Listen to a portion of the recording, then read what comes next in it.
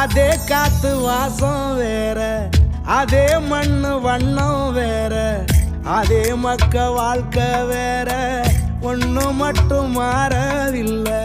மத்த நாட்டு சுவையெல்லாமே ஒத்த வேலை உடைய போல, சுத்தமான நம்மூர் சுவையோ ஆத்தா தந்த உசுர போல.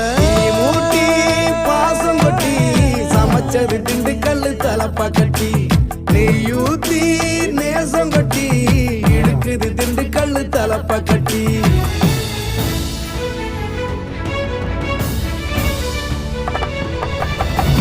மூட்டி பாசம் கொட்டி சமைச்சது திண்டுக்கல்லு தலப்பா கட்டி, நெய்யூத்தி நேசம் கொட்டி படைச்சது திண்டுக்கல்லு தலப்பா கட்டி.